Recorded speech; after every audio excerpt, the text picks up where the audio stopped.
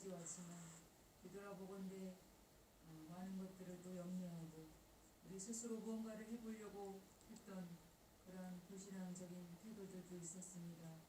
말과 행동 중에서 주님을 기쁘시게 하지 못한 것도 있었고, 또 우리가 더욱더 주님을 의지한다 하면서도 말로만 그러지 않았나, 또 저희들의 지난 날들을 또 되돌아봅니다.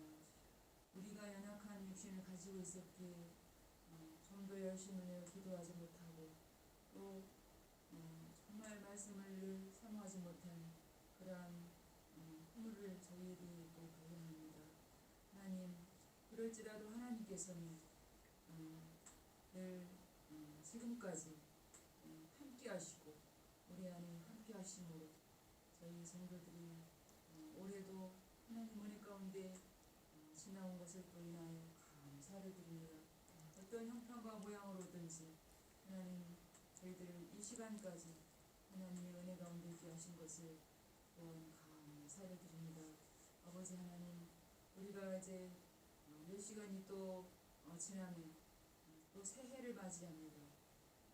해 아래 새 것이 없다고 하셨사오니 하나님, 어쨌든 해나 또 내일 뜬 해나 하나님이 창조하신 그 해가 변함없이 뜨고 지는 것처럼, 우주 만물이 변함없이 운행되는 것처럼 하나님이 우리를 향하신 그런 놀라운 구원 계획과 은혜도 변함없이 또 새해에도 이끌어가 주실 줄 믿습니다.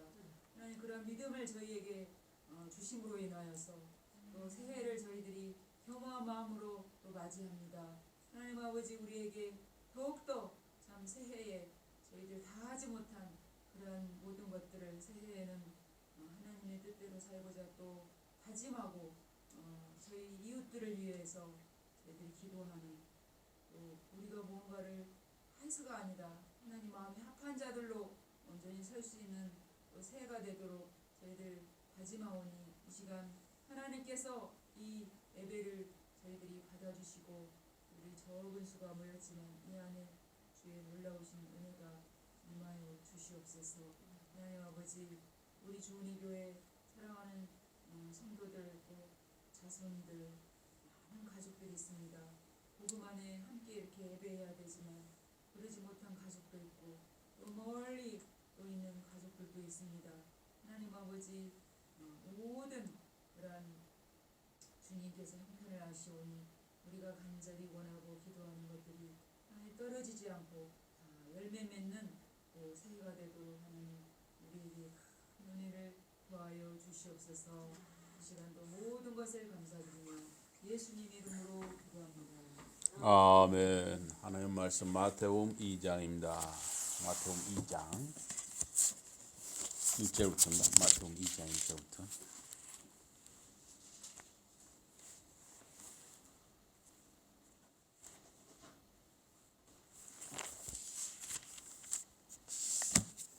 마태복음 2장 1절과 2절입니다. 마태복음 2장 1절과 2절.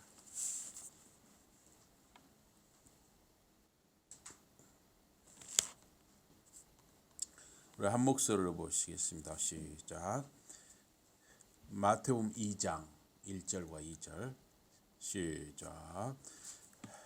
헤롯 왕 때 예수께서 유대 베들레헴에서 나심에 동방으로부터 박사들이 예루살렘에 이르러 말하되 유대인의 왕으로 나신 이가 어디 계시냐, 우리가 동방에서 그의 별을 보고 그에게 경배하러 왔노라 하니. 2절입니다. 오늘 말씀 제목은 성도답게 살게 하소서, 성도답게 살게 하소서입니다. 오늘 2021년 12월 31일 저녁 7시 반에 드리는 이 송구영신 예배는 금년 2021년 한 해 동안 함께 하신 하나님의 은혜를 감사하는 것입니다. 또한 이제 몇 시간 후 2022년 새해를 허락하시고 함께 하실 하나님의 복과 은혜에 감사하는 예배입니다. 사람은 이 정체성이 분명해야 됩니다. 정체가 뭐냐 이런 말 쓸 때가 있죠. 정체. 그 사람 정체가 뭐지? 정체가 뭐냐 이런 말을 쓸 때가 있는데, 사람의 정체성이 분명해야 돼요. 특히 예수를 믿는 신자는 더욱 그래야 됩니다. 어떤 사람인지, 무엇을 위해 사는지, 어디를 향해서 가는지 그런 정체성을 드러내야 하는 것입니다. 오늘 본문에 나오는 이 동방 박사들은 단순히 별을 연구함으로 메시아, 구세주, 이 아기 예수의 탄생을 축하하고 경배하기 위해 왔을까 하는 것입니다. 단순히 자기들이 스스로 별을 연구해 가지고 아기 예수의 탄생, 메시아의 탄생을 축하하고 경배하기 위해 왔을까 하는 것이죠.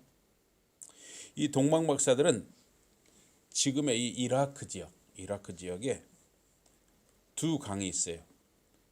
유프라테스 강과 티그리스 강이 있는데 그 사이를 메소포타미아라고 합니다. 메소포타미아 두 강 사이란 말이에요. 두 강 사이. 그래서 이 메소포타미아 이 지역은 바벨론 제국, 또 바벨론 제국에 이어서 메데파사, 페르시아 제국, 그 다음에 파르티아 제국이 일어난 그런 지역입니다. 그래서 바벨론이 이 예루살렘을 침략을 했을 때 바벨론 군대에 의해서 그 예루살렘이 유대 나라가 다 망했죠. 그래가지고 유대의 이 똑똑한 사람들, 이런 사람들은 이 주전 그 5, 6세기 그 어간에 이 유다 나라가 망해가지고 바벨론에 포로가 되어서 바벨론에 가서 포로로 살았죠. 그래서 그곳에서 이제 바벨론 땅에서 자손 대대로 산 사람도 있고, 바벨론 포로 생활하다 약 70년 후에 유대 땅으로 돌아온 사람들도 있습니다. 그 잡혀간 유대인들 중에 대표적으로 다니엘, 또 다니엘의 세 친구들 있죠. 사드락과 메삭과 아벳느고, 또 에스겔, 이런 여러 상당히 좀 뭔가 유대인들 중에 상당히 똑똑하고 유력한 사람들, 이런 사람들이 많이 포로로 잡혀갔었어요. 유대인들은 바벨론 포로 생활 중에도 그 이방 땅 바벨론 나라에서도 자기들의 이 정체성, 하나님의 선민, 택한 백성으로서의 그런 정체성을 드러냈습니다. 그곳에서 토라, 그 모세오경을 토라라고 하죠. 장세기, 출애굽기, 레위기, 민수기, 신명기, 토라를 연구하고, 그곳에서 랍비들이 연구하고, 또 그것을 거기에 포로로 간 유대인들이 가르치고, 이 성경을 공부하고, 또 회당,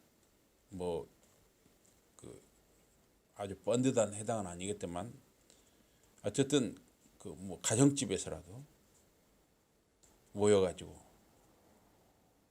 안식일 예배를 드리고, 또 절기를 지켰어요. 절기, 유월절, 맥추절, 초막절, 이런 절기를 지키고,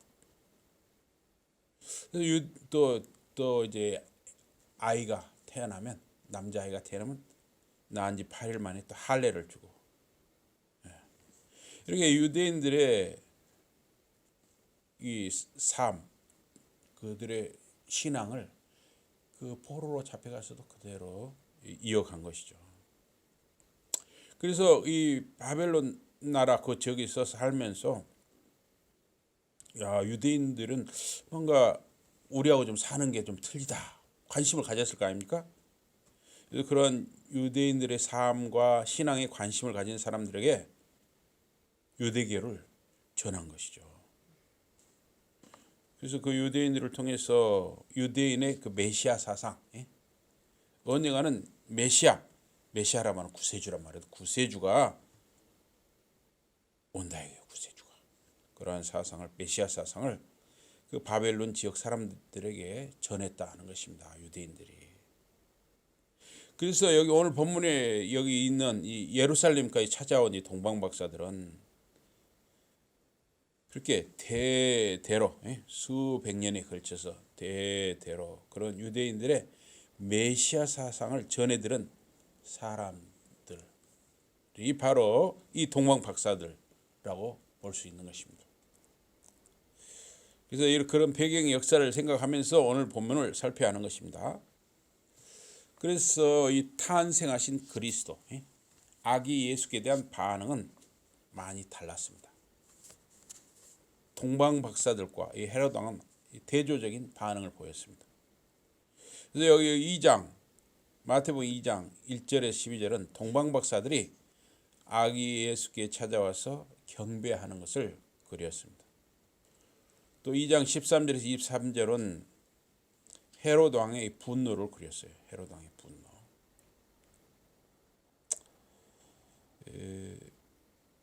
여기 1절에서 2절은 보면 박사들이 도착하고 동방 박사들이 도착하고 그리스도가 나셨다는 메시지를 전했습니다. 소식을 전했어요.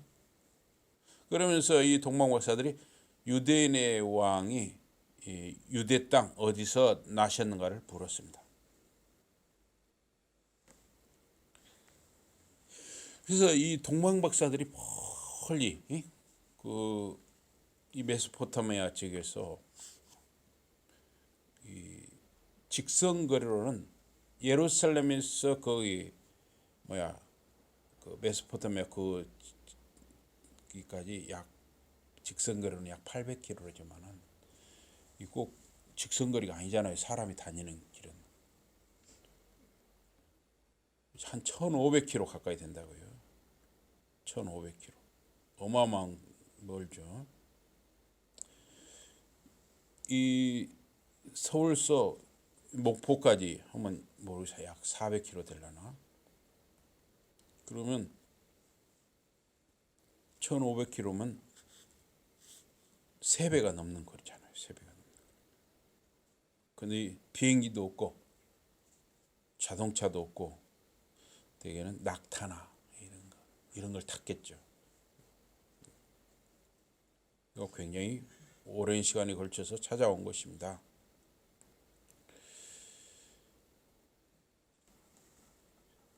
그런데 이 3절에서 8절은 헤롯 왕이 아주 크게 놀랐어요. 자기가 지금 왕이라고 다스리고 있는데 자기가 다스리는 땅에 유대인의 왕이 태어났다 그러니까 헤롯이 당황한 거죠.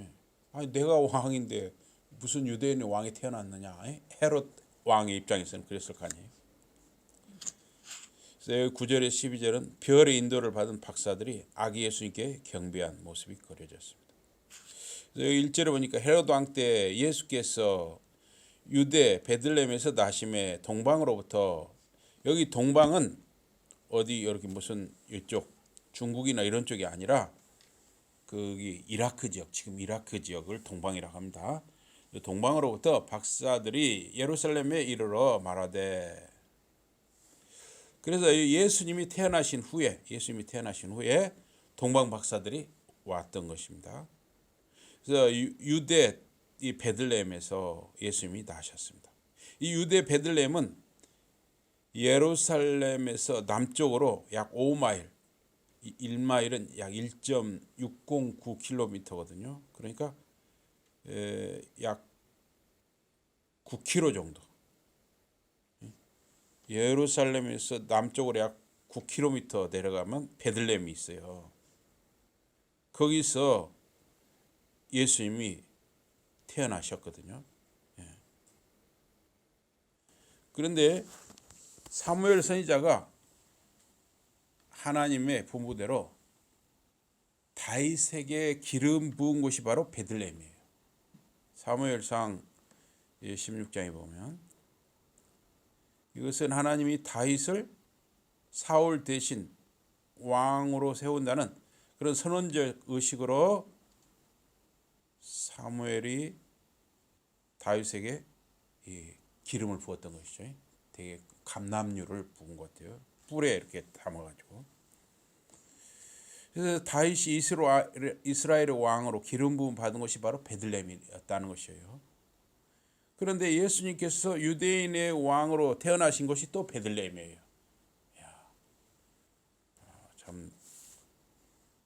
그래서 우리 주님 예수님을 다윗의 자손 예수라고 그러잖아요. 그래서 이 동방 박사들이 누구냐 여기에 대해서 첫째, 그들은 페르시아의 제사장 계급이었을 것이다. 이렇게 보는 게 있고, 둘째, 이 동방 박사들은 초자연적인 지식과 능력을 가졌다. 셋째, 이들은 마술사들이다. 넷째, 이들은 속이는 자 혹은 유혹자다. 이런 설들이 있습니다. 그래서 여기 신약 성경에서의 박사란 말은 메이지아인데, 메이지아. 이거는 비밀스러운 지혜를 가진 자들이에요. 비밀스러운 지혜를 가진 자들. 그래서 이렇게 천문학자들이라고 할 수 있습니다. 그래서 이 사람들은 천체, 별자리나 별 이런 걸 관찰을 해가지고 세상 일에 대한 특별한 통찰력을 얻은 사람들이었습니다. 그래서 이방인들이었던 그 박사들, 그런 별을 연구했던 박사들이 별만 연구하는 것이 아니라 또 여러 가지로 해박한 지식이 있었겠죠. 그 당시에 하나님의 목적에 열린 마음으로 참여해서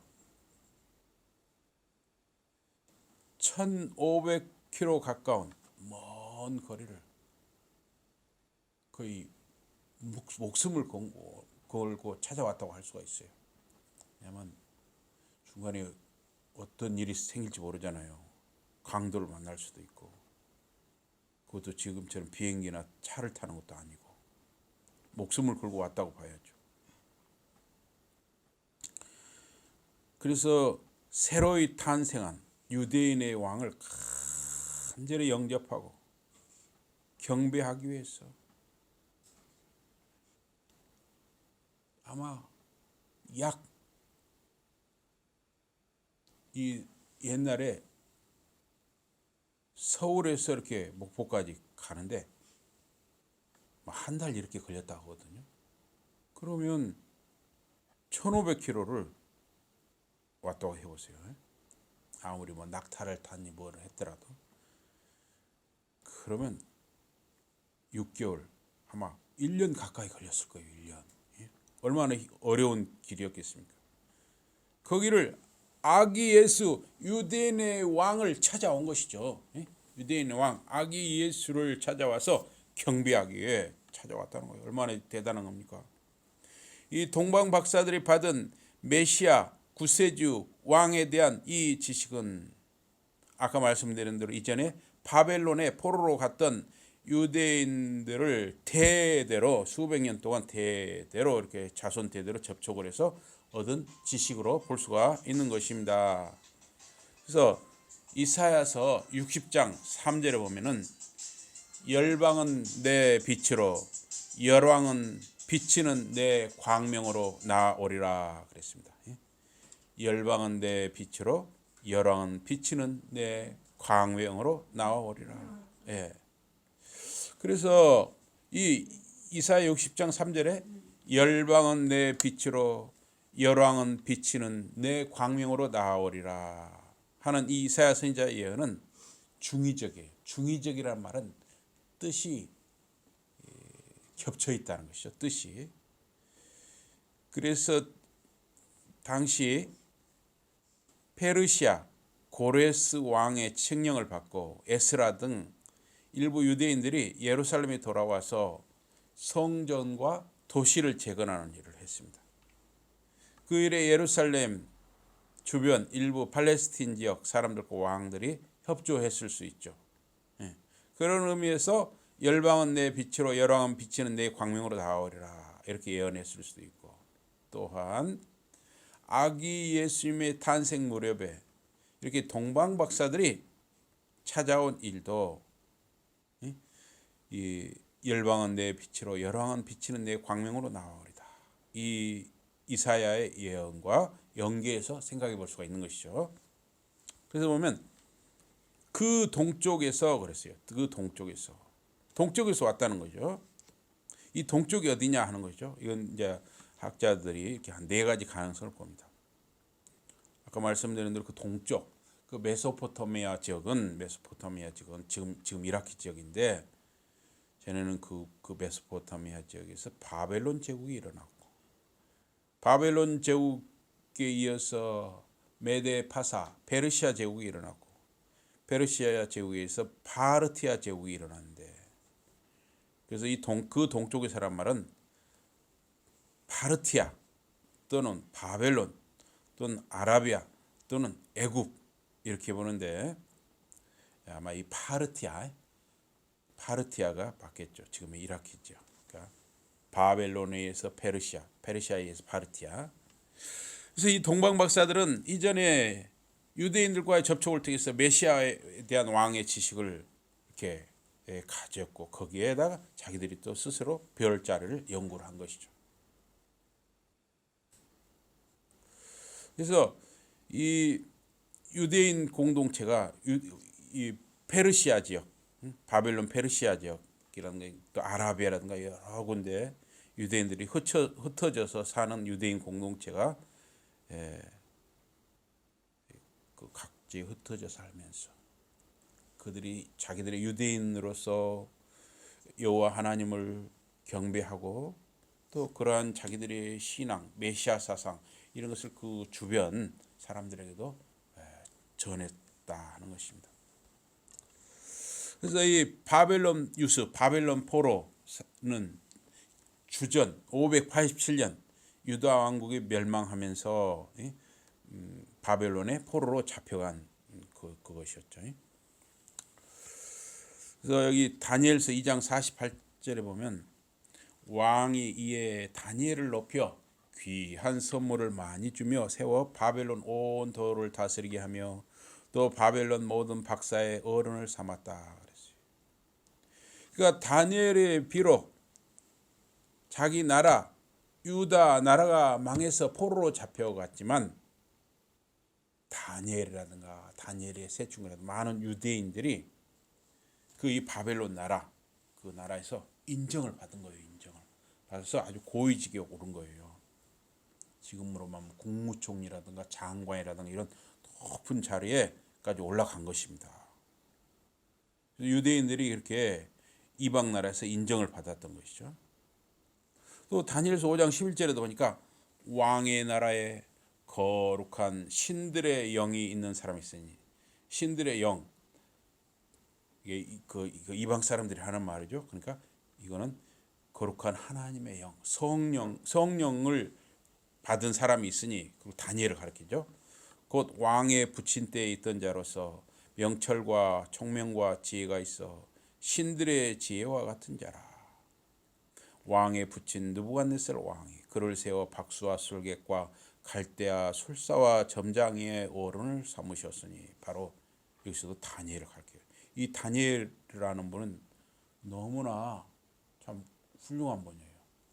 또 그만큼 하나님께서 특별한 은혜와 지혜와 성령을 부어주셨어요. 그래서 이 사람은 바벨론 제국 때도 아주 높은 고위직에 있었을 뿐만 아니라, 이제 바벨론을 그 다음에 쿠데타가 일어났거든요. 그래서 메데 파사, 이 페르시아 쪽이 일어났는데, 거기서도 다니엘이 또 인정을 받은 거죠. 이 정권이 바뀌었는데도 다른 정권에서도 이 다니엘이라는 사람은 인정을 해준 거예요. 대단하죠. 다니엘서 6장 8절에도 이런 말이 있어요. 그런즉 왕이여 원컨대 금령을 세우시고 그 조서에 어인을 찍어서, 왕의 도장을 찍어서 메데와 페르시아에 병개치 아니하는 규례를 따라 그걸 다시 고치지 못하게 하소서. 다니엘은 항상 시간을 정해놓고 하나님께 경배하고 이렇게 기도를 드리는 사람 아닙니까?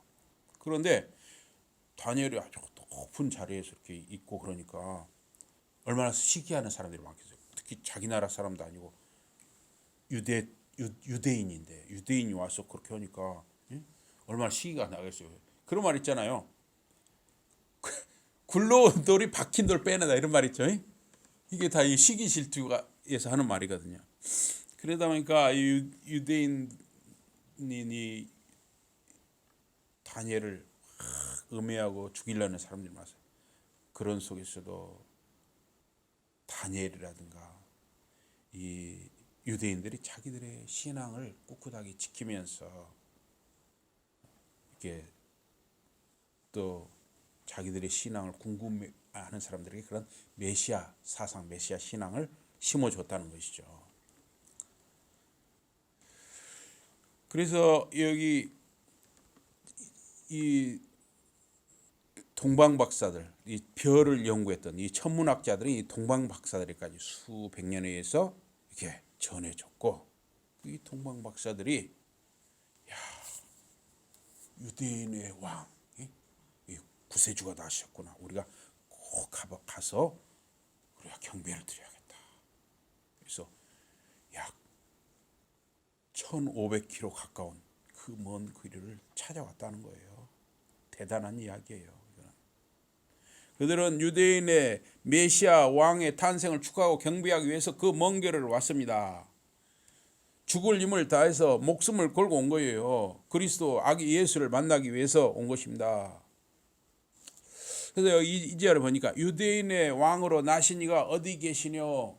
우리가 동방에서 그의 별을 보고 그에게 경배하러 왔노라 하니, 이 유대인의 왕은 예수님을 조롱하는 자들이 쓰기도 했고 또 이방인들이 쓰기도 했어요.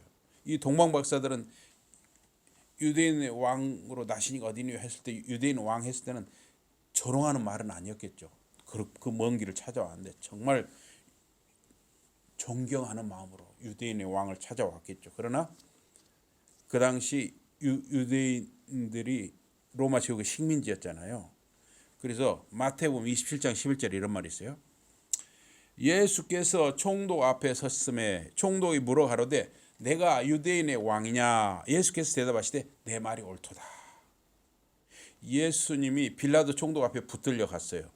이제 십자가에 못 박히려고 하는 그때. 그래서 빌라도가 예수님을 세워놓고 네가 유대인의 왕이냐 물었어요. 그럼 이 네가 유대인의 왕이냐 하는 이 빌라도의 생각은 뭐예요? 빌라도 자기가 생각할 때는 자신이 지금 내가 왕처럼 권력을 휘두르는 자리에 있으니 내가 왕이지 네가 무슨 왕이냐 하는 의미로 그렇게 조롱조로 예수님께 이 빌라도 총독이 물었을 수 있다 하는 것입니다. 이에 대해서 예수님의 답은 내 말이 옳도다 그러셨어요. 예수님도 빌라도의 질문 속에 조롱이 담겨 있다는 것을 아셨을 것입니다. 그러나 예수님은 진정한 유대인의 왕이요 세계와 우주의 왕이었고 하나님의 아들이신 것이죠. 지금도 그렇습니다. 예수님의 답은 내 말이 옳도다 하는 그 의미 속에 예수님의 답은 뭐였냐? 빌라도를 향해서 직접 그 입으로 말씀은 안 하셨지만 내 말이 옳도다 하는 그 뜻에 담겼습니다. 내가 앉은 그 자리는 하나님이 잠시 너에게 그 자리를 맡긴 것이다. 네가 잠시 하나님이 허락하시니 네가 총독이라고 거기 앉아 있는 거야. 너는 그것을 모르느냐? 네가 알든 모르든 상관없이 나는 진정한 유대인의 왕이다.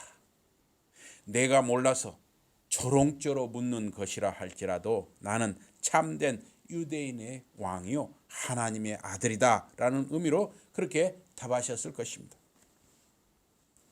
마태복음 27장 37절에 보면 그 머리 위에 이는 유대인의 왕 예수라 쓴 죄패를 붙였더라.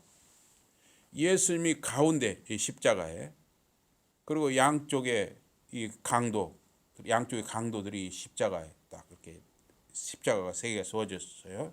근데 예수님이 십자가 맨 꼭대기에 유대인의 왕 예수 이렇게 쓴 패가 붙어 있어요. 그래서 바리새인과 서기관들은 거기다 유대인의 왕이라고 쓰지 마시고 좀 다른 말로 써주세요. 유대인의 왕이라는 말을 좀 빼주세요. 그렇게도 말했거든요. 빌라도가 내 마음이야. 내가 쓸 것을 썼다 이랬었잖아요.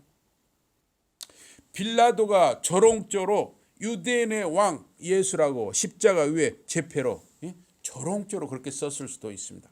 그렇다 하더라도 주님은 진정한 유대인의 왕이셨고 지금도 만왕의 왕이시죠. 동방에서 온 박사들은 유대인의 왕의 탄생을 축하하고 경배하고자 목숨을 걸고 예루살렘에 찾아왔던 것입니다. 동방 박사들이 예루살렘에 도착해서 자기들이 온 목적을 말했습니다.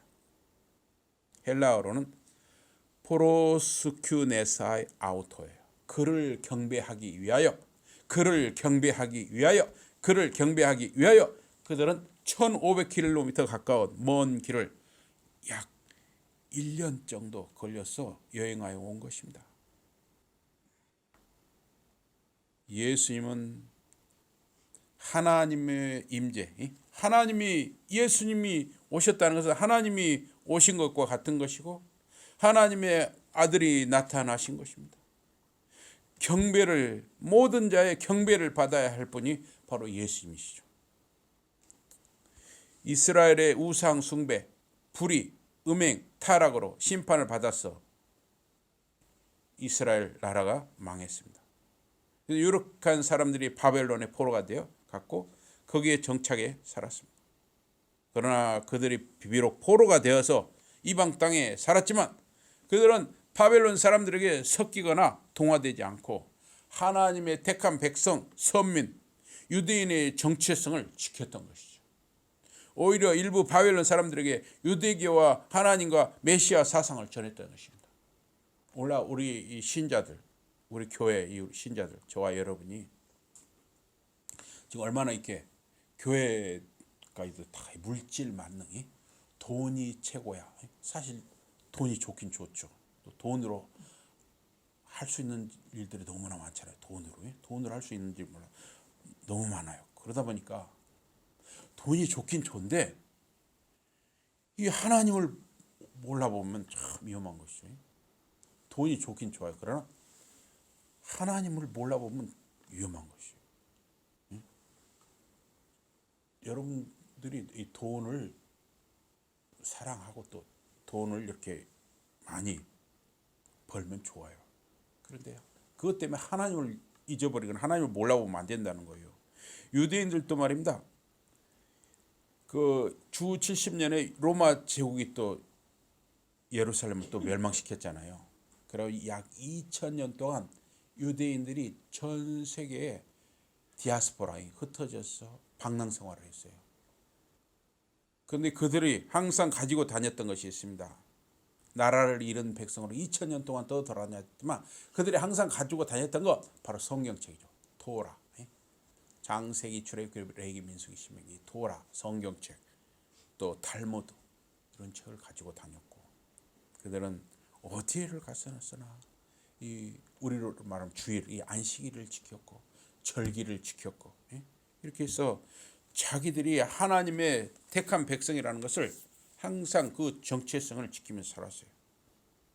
그래서 우리가 이제 2021년을 하나님 은혜 가운데 보내고 2022년을 맞이하는데 우리가 2022년에는 더욱 정말 하나님의 백성답게 성도답게 사는 것, 이것이 여러분과 저의 기도의 제목이 되어야 되고 또 우리가 정말 하나님의 성도답게 그렇게 살아가겠습니다. 그래서 2022년 새해에도 예수 그리스도 안에서 하나님의 성도답게 사는 저와 여러분이 되시기를 주님의 이름으로 축복합니다. 아멘. 우리 기도하겠습니다. 하나님 아버지 고맙습니다. 고맙습니다. 그러므로 유대인들이 나라를 잃고 세계를 떠도는 때도 하나님의 택한 백성이라는 것을 잊지 않고 신앙을 지켰던 것처럼 우리가 지금 돈이 최고라는 이 세상, 이 시대의 흐름 속에서 우리가 하나님을 몰라보는 일이 없게 하시고 정말 우리가 하나님의 자녀 성도답게 사는 그러한 은혜와 지혜와 믿음과 성령 충만을 더하여 주시옵소서. 예수 이름으로 감사 기도드리옵나이다. 아멘.